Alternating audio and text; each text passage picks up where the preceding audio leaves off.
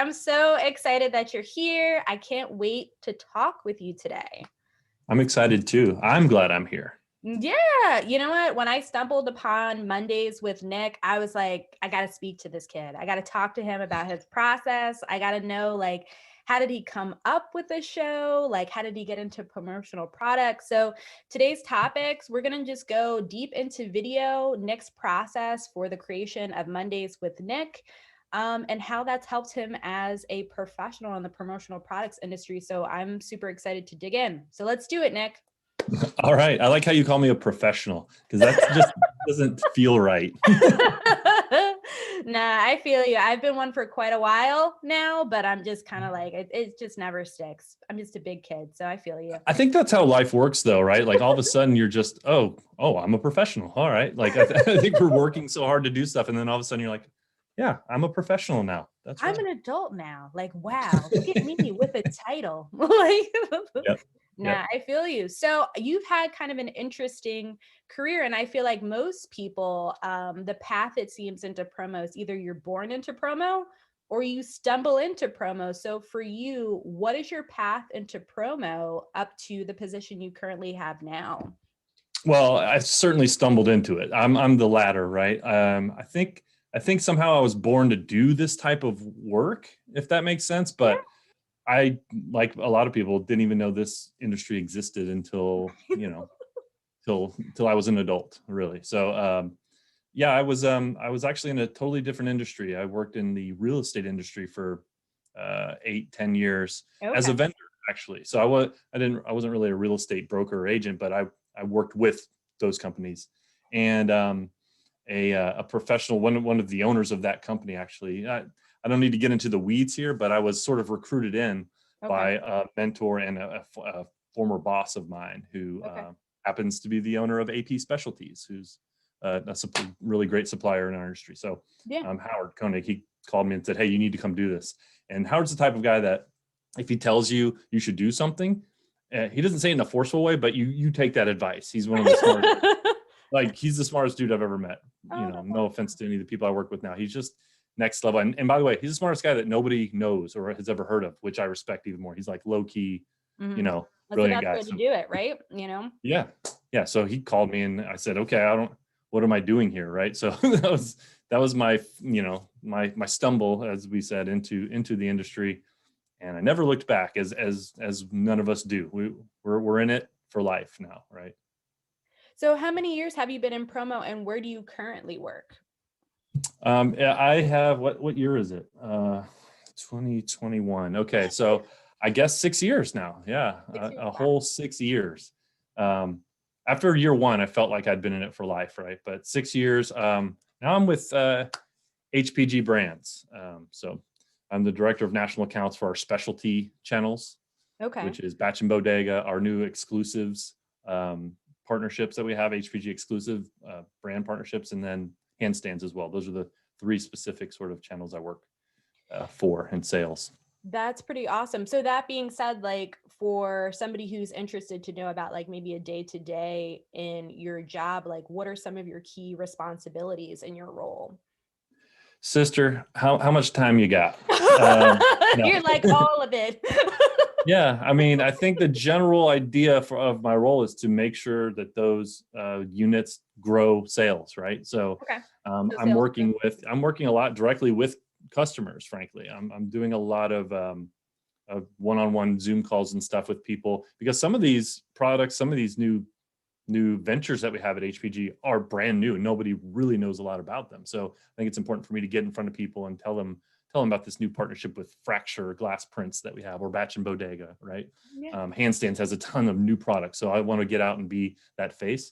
But then secondarily, because we are still in a pandemic, as a group, as an HPG-wide group, are doing these virtual trade shows, which I'm heavily involved in. In fact, I'm hosting them now. So we do these really fantastic hour-long, robust, energetic virtual trade shows, and the reviews are just this. Frankly, I came to HPG very recently, and that was a big reason why I came here, because of the next level type sort of sales and marketing stuff that we're doing here. So my day is usually half the VTS stuff and then half catching back up on phone calls and emails, and then at night that's when I get to like dream a little bit and say, what can we be doing next level? And that's where I come up with maybe video ideas or other sort of self-promotion type stuff that I'll I use love it. on social.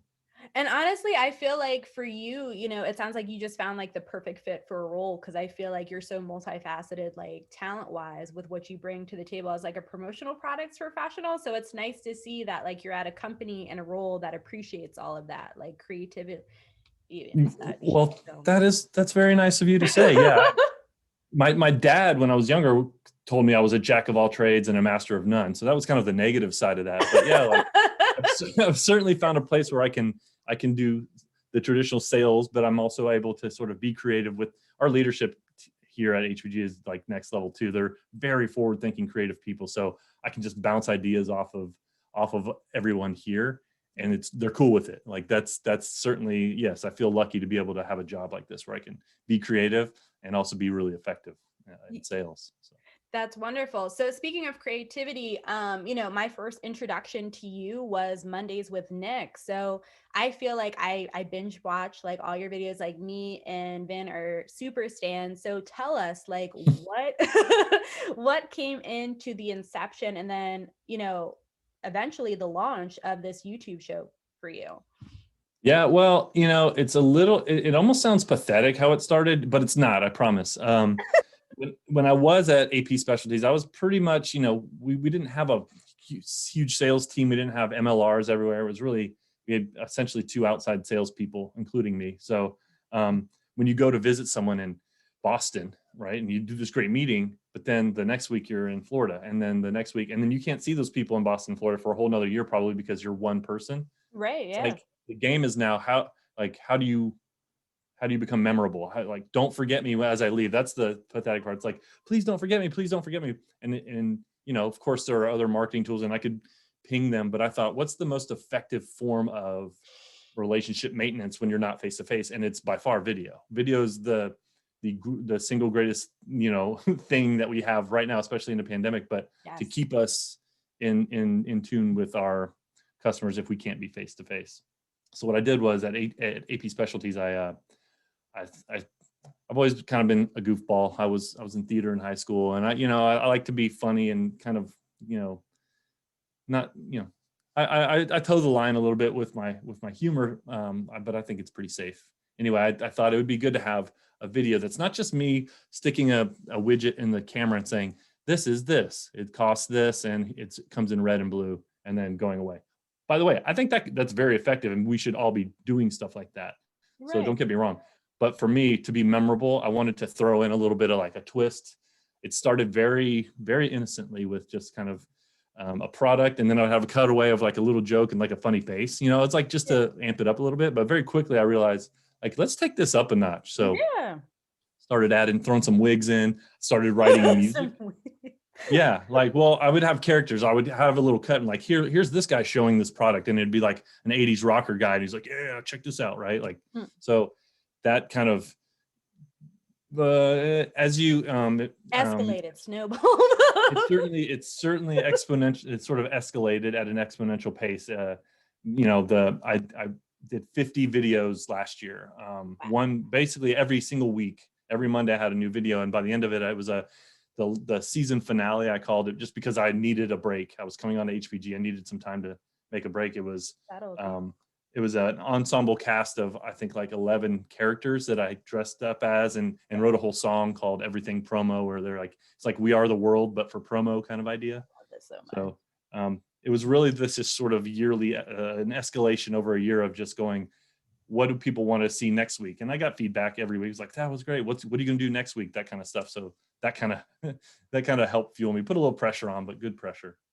Yeah. And I think to amazing results, because my thing is, I feel like what you're experiencing is a common problem that sales professionals have, is to be the most effective with their time, and what can they automate? What can they delegate to other people? What are the best tools or mix of kind of like a tech stack where, maybe you are responsible for such a large number of counts, like you were saying, like you're seeing people in Boston one time a year at this trade show, and it's like you don't want them to forget you, but you also don't want to necessarily just like be in somebody's inbox or DM them like what's a way that's more memorable and impactful, and then also fun, and that it's not necessarily a hard sell. So I love that you have found a way to be present, like omnipresent for your customers, but in a way that's engaging, fun, and also it sounds like builds that relationship and rapport, which Vin and I always talk about as really important, like that know, like, and trust. Like people want to buy from people that they know, like, and trust. So you're definitely cultivating that with your show. So I would love to know, like, it sounds like it's been a natural progression for the first season of Mondays with Nick, but from kind of concept, production, and post-production, how are you coming up with ideas? It sounds like you're taking audience feedback, but what else goes into your creative process for producing those shows once a week? Yeah. Well, the key to all of this for me was to quickly figure out a formula, because you mentioned efficiency earlier, and Yeah, it's very time consuming to do the type of stuff that I'm doing. right. So while I would encourage everyone to do videos, you don't have to do all this stuff I'm doing. It's really a passion of mine. So that's why I'm ramping it up partially. But I have a day job, right? Like, I mean, this is certainly, I'm not filming these, during the daylight hours. I'm on the phone, I'm doing meetings and stuff, I'm doing sales. So what I would say is like building a formula for myself was the key. And I have a personal sort of friend, mentor, life mentor guy that from my former life that I keep in touch with all the time. And he's a really smart marketing mind and creative guy and very encouraging to me. So very cool. I met with him. I was like, I have this idea for videos, but I'm like, I don't know what, and bouncing stuff. And he's like, no, you got to create the form. You got to have a solid beginning, solid middle, solid ending. That's recognizable and repeatable, so that people want to go. They recognize, oh, that's Mondays with Nick. It always starts the same. It kind of ends the same, but there's fun stuff in the middle. So once I got that formula down, which is pretty quick, I could realize here's how I start it. Here's what I do in the middle. I talk about this, and then I end it. That really shrunk the gap of the time, the vacuum that could be present. And then from that point, it was a matter of just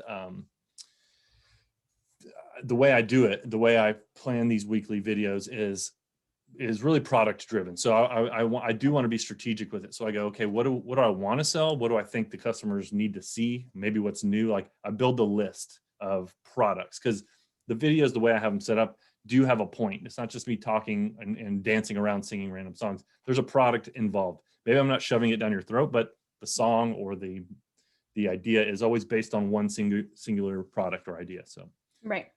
get that idea, I get the product, and then I'll literally sit in a chair. So I have this framework, and then I would like stare at a tumbler, or I'll stare at a stuffed animal or something, whatever I'm selling.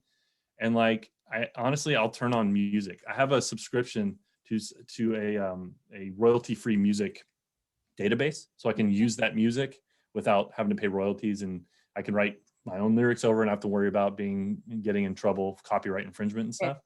And I'll just play songs, and like beats will come up. I'll go to a genre like hip hop or something. I'm like, oh yeah, and then I'll just kind of like try to make a rhyme or something, or an idea, a theme. It's really kind of it's a different process each video, but it's also kind of similar. It's kind of like starting with a nugget and trying to grow that nugget to a 20-piece nugget.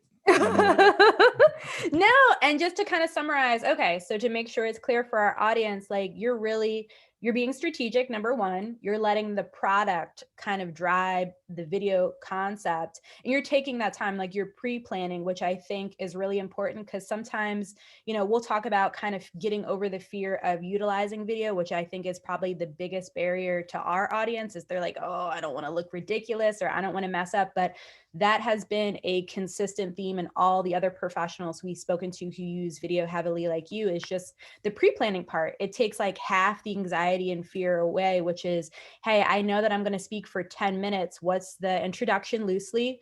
The middle, the outro, what is the point of this video? Just having those things written down loosely, like even if it's just right next to you as you record on your phone, is so helpful. So it's really interesting to hear, like for you, you're taking your time to develop this concept. And also I think it's funny, it's kind of like, like you're making like your your Mondays with Nick like mixtape, like You're like, let me play this music, let me put down my, my lyrics and rhymes, like, and get like inspired, which is really, really cool. So I love Yeah. that. Totally. Well, so last year I worked with the sales team I was working with, and I was in the video before for the pandemic, before we shut down.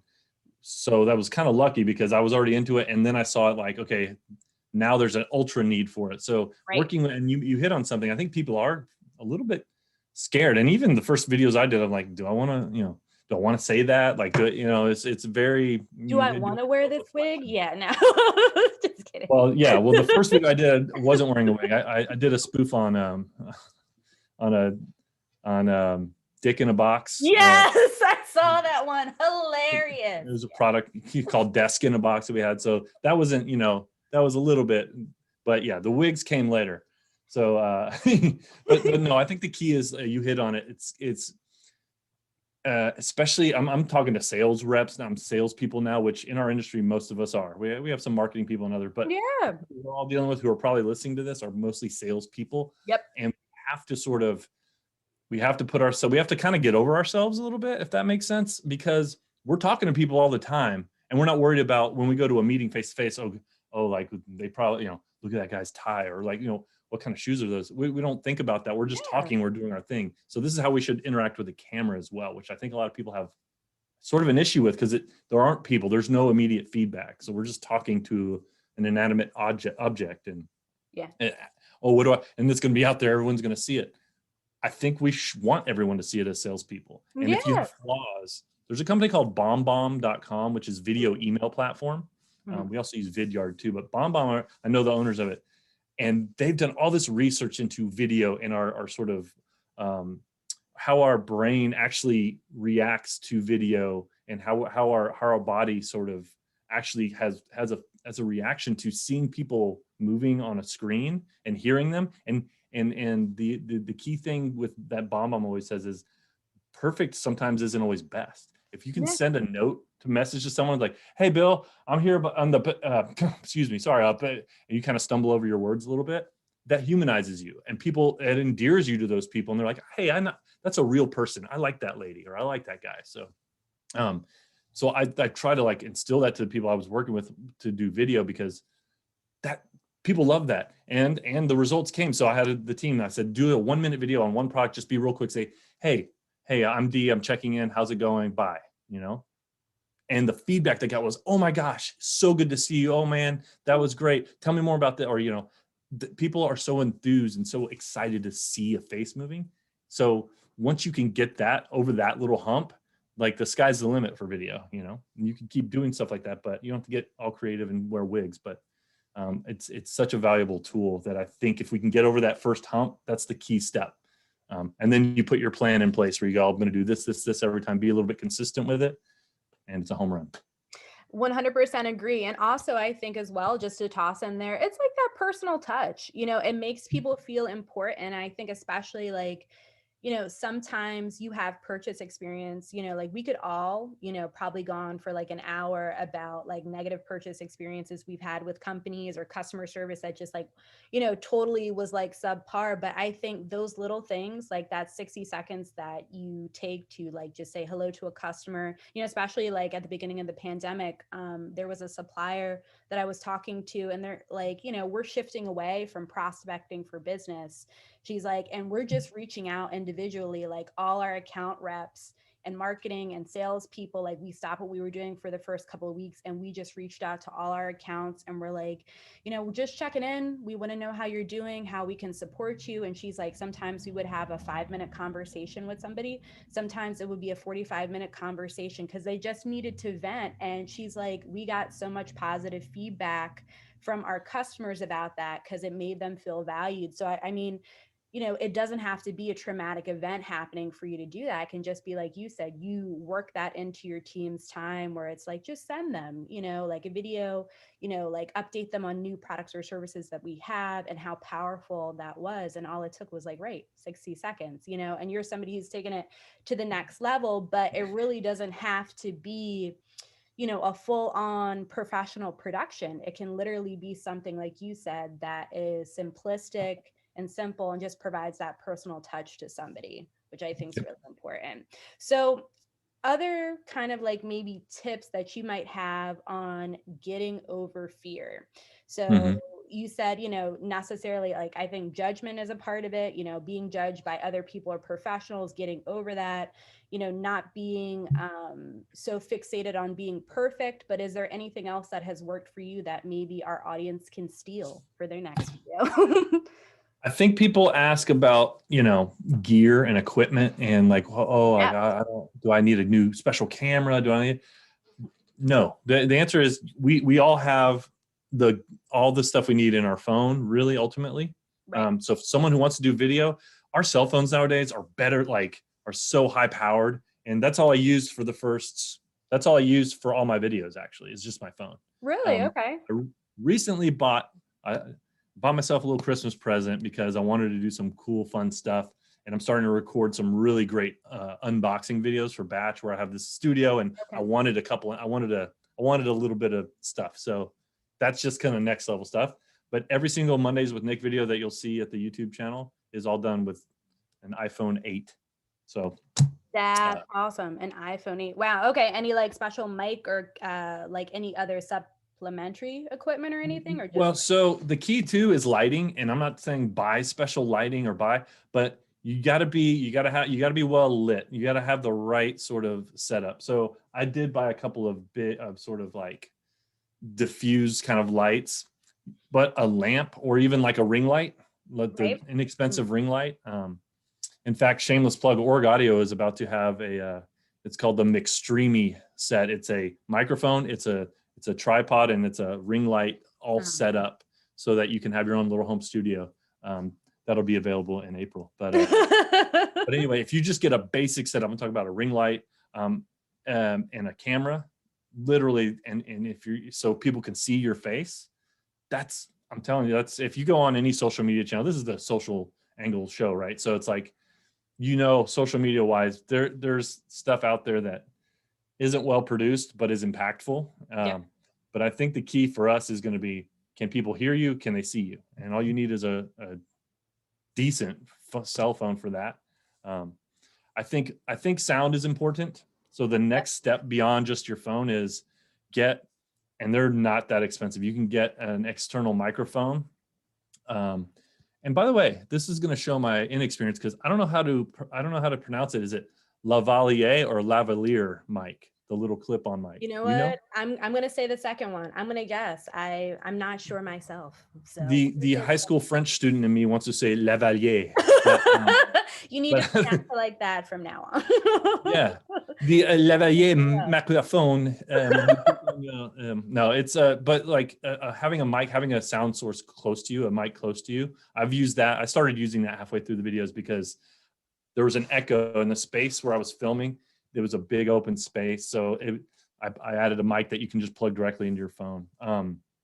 But really, I hope people can just kind of start doing that, because even if it's not to the masses, even if they're not posting it on a YouTube channel or on social media, if it's just an email video to a friend or to a customer, just, hey Rick, check this new product out. It's called the Sober Stick. It measures your blood alcohol content to within 0.02% accuracy. Look, check it out. You're gonna need this. Love you. Bye.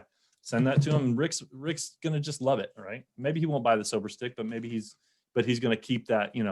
Like you were saying earlier, it's just gonna solidify that relationship. So Yeah, and keep that conversation going in an engaging, like genuine way, and definitely authentic. So I wanted to ask you because I think it always comes back to this conversation, no matter how evolved we are in social media marketing, no matter like what new feature comes out, what new platform, how people are delivering content, we're always going back to return on investment. So in our conversation so far, you've talked about staying present, using your time effectively as a sales professional, building a relationship with your customers that know, like, and trust, and, staying consistent with engaging them without you having to necessarily like hop on a call and, speak with them in a conference kind of situation. So it's a way where you get a lot of benefits so far, but are there any direct sales? Is there anything else that you're using to measure your video output output like successfully? Like, what does that mean personally for you? Yeah, the ROI from social media and from these videos is like the most difficult thing to even attempt to measure. I can count, a good handful of actual sales orders that came directly from a response to an email. Like, so the specifically the videos I do aren't necessarily like, I'll point people toward the product and toward ideas. Yes. Um, but our industry, the sales cycle is so long in the promo industry. So Right. you don't often get these point of purchase kind of, hey, oh, sold, so what I can say is that professionally and from a marketing standpoint, doing a weekly video every week that is, pretty good or, entertaining at the I think least it's awesome, man. has actually sort of in a very selfish way, like escalated my career a bit, because at AP Specialties, I was proud of my work. I think I did a good job, but as I started getting into social media and doing videos, I got a job offer from Imagine Brands, who I actually worked for last year for a brief year during the pandemic, and then now hopped onto HPG Brands. But a big reason why I was recruited to both of these places is because of my sort of social media presence and a consistent presence. As salespeople, stereotypical salesperson's a little bit, all over the place. Not as much of a marketing mind necessarily, and more of a, let's go hunt kind of personality. Yeah. Um, and so being consistent is usually not one of our strong points. I struggled with that my whole life, having a consistent thing, right? Feeling like, for better or for worse. So I realized that having that consistent piece kind of added a marketing element to my sales cycle, and for most of my customers, distributor customers out there, and a lot of suppliers too, being able to wear a lot of different hats in your role is tough. Only the larger suppliers really have like a marketing team. A lot of smaller suppliers, it's an owner who's also doing sales, who's also doing marketing. So it's really Man. a tough thing to juggle. So I'm talking in tangents here a little bit around the idea of ROI, because there's certainly value there, but there hasn't been a whole lot of times where I've put out a video and it's been like, I need 10,000 tumblers tomorrow because of that Mhm. video. It's more of the, oh my God, that was hilarious. And then we have a trail. And then 2 weeks later, they're like, oh, do you have this too? And it's, yeah, we have this. And then we get a sale, right? So it's that promo industry sort of conundrum of, you got to be there when it's needed. It's a huge marketing task.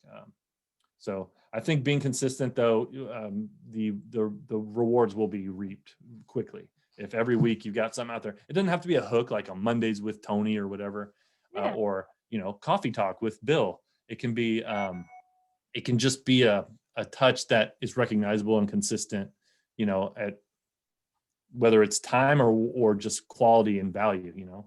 There's a reason why we get coupons in the mail, and we systematically, and emails with specials and stuff. It's because just being top of mind is so important.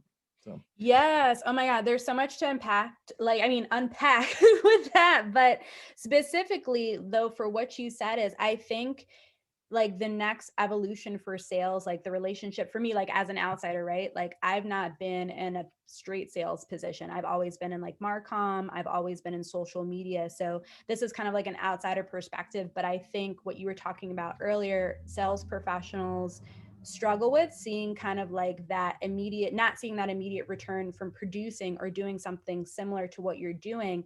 But I think it's like an evolution of sales tactics, is like, this is just another way for you to stay like top of mind with your customers and prospect. That's maybe, different than what you've done in previous years, but it's still very effective, because to me, like 60 seconds of a video, we're generating a conversation with somebody that's authentic about a product. Like, it may not get you a sale right now, but like you said, those 2 weeks later, they're going to be like, oh, wow, I spoke to Nick like 2 weeks ago. He sent me this really fun video. I just want to check in with him and see about A, B, and C order, potentially for a client. Like, those types of things are so powerful. And I think we'll eventually get to a place where we're doing more measurement for that type of stuff versus like, I posted this video and somebody immediately asked, to work with me. You know what I mean? Like, and also it yeah, sounds like it's made you more marketable as a professional, which I think is also good, because I feel like, some companies are still siloed, but you touched on a really great point, is depending on where you're wearing multiple hats.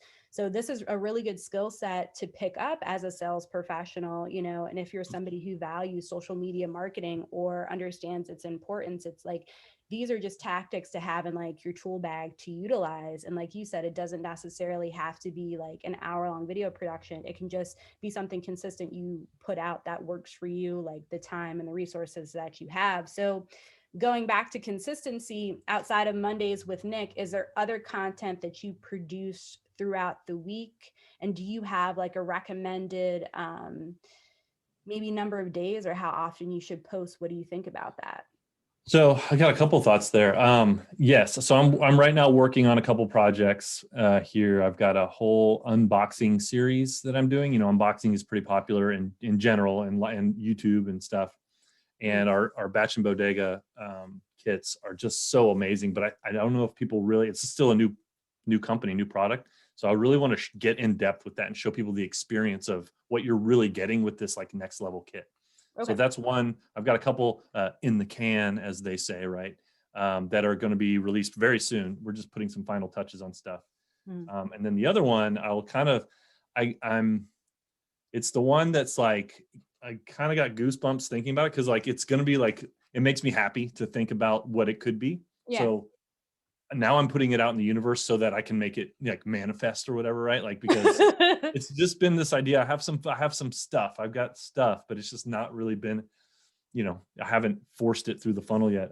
It's called Promo House, and it's a reality show based like format where like I'm the characters that I built with Mondays with Nick, and we've got products, but it's going to be like, in that format of a reality show where I'm sitting, they're at this Promo House. Is this guy Ronnie Jenkins, who's an 80s hair metal rocker, and he invites all his friends over during the pandemic so they can get together, and they've all been COVID tested and stuff. So they come over and hijinks ensue, right?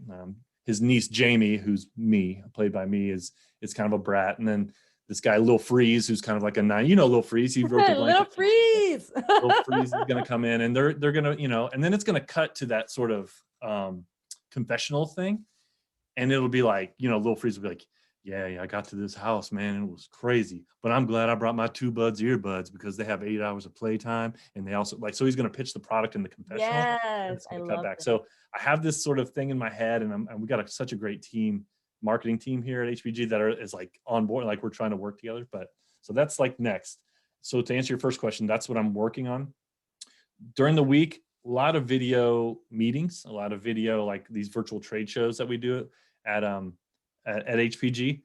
I want to sneak in a point that I thought about while we were talking earlier that I think is such an important piece, and that is length of video. And the content is so important, yes, but my core, like what seeps out of my chest when I'm doing these videos as also a consumer is, and shoot, maybe this is my own ADHD, but if I look at a video and it pops up, and it can be from someone I respect above anybody else in our industry or in life, if it says 26 minutes, like I'm not going to watch the whole video. I'll be honest. I might tune in and go, oh, what's this? I'm not watching the whole video. I just won't. Podcasts are different. I think you listen, and everyone listening here, thank you for listening to this. But what I'm getting at is, if you want to be impactful with this video, I'm a big fan of the weekly video. Like to kind of get back into your question, I think a weekly or maybe bi-weekly. By the way, bi-weekly can both mean every 2 weeks or every 2 times a week. Did you know that? I know now. It means both. I like, because like, which one? I Googled it and it says literally it means both, which makes no sense. That means there's no definition to it. All right. Anyway, I digress. So I would say weekly or every 2 weeks, but make sure you hit that mark, because over time, what you're going to see is people come to expect it. At first, it's like, oh, that's great. Don't look for immediate like adulation or even, just comments or anything. After 2 months of doing it, that's where you'll see it pick up. That's where you'll see people going, oh yeah, okay, and you'll get more people tuning in. but the consistency is the key. Keep the videos to a few minutes, Okay. you know, 4 or 5 minutes. And that's a general rule. There's obviously times when we need a 10-minute or 20-minute thing. But if you're doing a campaign, especially with social media, I mean, we're talking about social here, right? And that includes LinkedIn and all this stuff. People don't have 30 minutes during their day or on their phone to like watch you. They got 2 minutes, right? They got 3 minutes. Yeah. I don't want to. I've been successful. I like Mondays for a lot of reasons that we could get into in other shows. Mondays is like my thing. It's my mantra. It's like I look forward to Mondays because I love my job. So that's why I created Mondays with Nick. It's like a Monday's a thing for me now.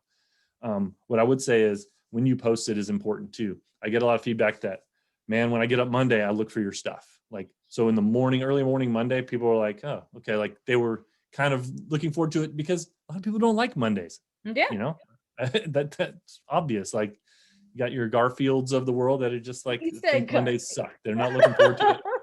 So, you know, maybe if it's, you know, maybe just pick your timing. If your content isn't lighthearted like mine, if it's a little more fact-based, choose the right time on a, you know, Thursday morning, Thursday afternoon or something.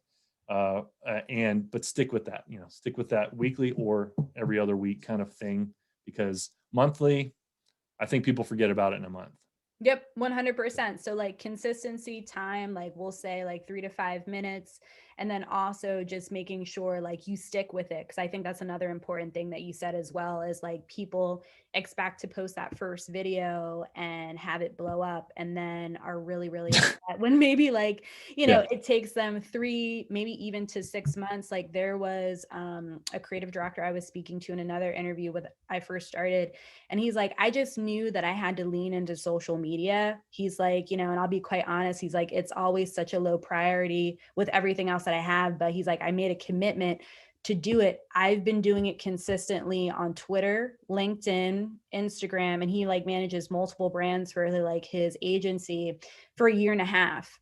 And he was like, I am finally just reaping the rewards. And he's like, but they're great though now. He's like, I get asked to, you know, show my credibility and thought leadership on topics that are related to my industry because people recognize me. And he's like, that has been a year and a half of work that I've put in. So like, think about that, you know? So like, you know, if it's something that you're really passionate about, you know, find a way to make it relevant for you. And I also like to as well, like, for you, it's like a part of your personal brand. Like you like Mondays, you like your job, you know, so you're creating content that's like relevant to that. And then also promotional products. So it's like really infused with who you are, which I think is cool too, as well, because you know, a lot of people will pick up our competitors. And that I think is a great skill as a marketing or sales professional, is being able to see what somebody else does well and maybe, you know, critique that and see what things you can bring into your own like marketing or sales strategy. But people want to see you know, they don't want to see the same crap that they've seen on other people's channels. So it's like, again, that personal touch, like that, like,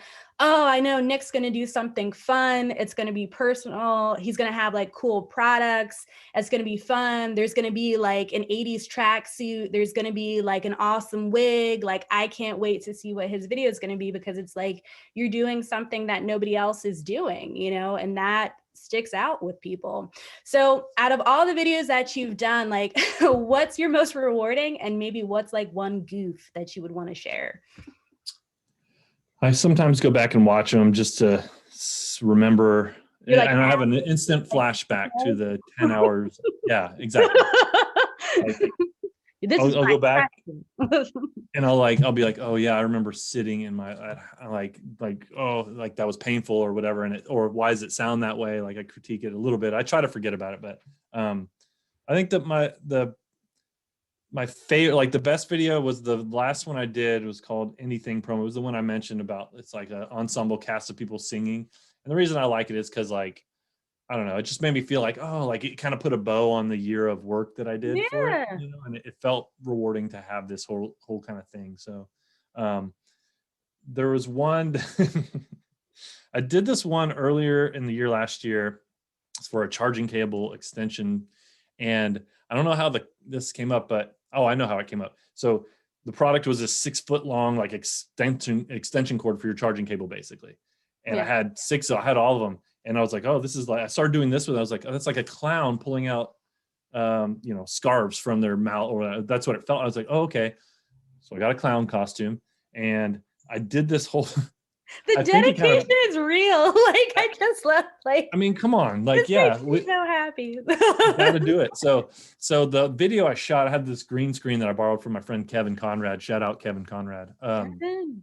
And he so I was a clown, and then I was a little boy who came up and said, well, I can't even remember what the kid said, but it was a creepy boy, and I specifically made it look kind of creepy because clowns are creepy. Yes. But I think I went a little too far because the clown's like, hello, little boy, and it was almost like this isn't effective, like this could be better. So that's the one where I look at it and I'm like, I kind of chuckle like at it a little bit, but I'm also like, probably not my best work, probably not the best for what I was trying to go for. But, No, that's awesome. And just like the fact, like I like when you tell your stories, like it just shows how much thought you've put in. You're like, and I rented this clown costume, and then I borrowed this like green screen from my friend, and then I'm like putting this together. Like that's just so cool. So out of all the videos, like, or I should say not all the videos, but like if you had like your opportunity to record a Mondays with Nick or create video content with anybody, it could be like Beyonce, like who would it be and why? easy. And I don't have easy answers usually because I'm kind of a not a black and white. I'm like, oh, well, that person would be good. But for me, and it's sort of, so as a kid, I love Weird Al Yankovic, right? Like everyone loves Weird Al. He was just like, so I had friends. We would write little spoof songs. That's probably where a lot of this comes from because we'd make up our own little songs on this Casio keyboard, and it was just fun times. Yeah. As I got older, and these are kind of my contemporaries, like age-wise, The Lonely Island. So, Andy Yes. Samberg, Norma Tacone, and Kiva Schaefer. Yeah. They're doing stuff that like, and it's not in like I'm jealous, but like in the happiest way. Cause like their job, the stuff they did on Saturday Night Live is like what I wanted to do with my life. But I didn't realize that till late. Yeah. I didn't go for that at the time because I thought, I'll just get a degree and coach, basketball in high school or something. But now I'm selling promo. But those guys, if I could work with anyone, because of like, I feel like everything they put out, I like have a personal like link to. It just feels like, yeah, I did that. That's exactly the kind of weird stuff I did as a kid, or I would do. I just totally get it. And I think those guys are brilliant. So I think Lonely Island would be it's three people, I guess, but that would be like who I'd ideally love to work with to make some kind of crazy Monday video. Oh my God. You're going to speak it into the universe. It'll happen. One day it will happen. Yeah. Yeah. I'll send this podcast into their DM and just Yeah. I talked about you. Hey, let's do it. Yeah, and their stuff is so good. Like I have to say, when Andy Samberg left SNL, I was so bummed because their shorts used to be legendary. I feel like in the 90s, like the Chris Farley ones, like the ones with Norm Macdonald and stuff. And then there was that period in like, late 90s, early 20s where it was just, 2000s, I should say, where it was just kind of like, eh. But when they came back, like the stuff they've done with Nicki Minaj, like Michael Bolton and stuff. Yes. That whole, like they have a whole album of all these songs with all these collaborations, and every song is like, what? Like it sounds awesome. That's like my whole inspiration when I write these goofy songs is like, I want it to sound like an epic song, but what am I I'm talking about blankets? Like, what? Like that's the whole idea. Like I want it to be like something that's recognizable, but like I totally am like drawing inspiration from those guys.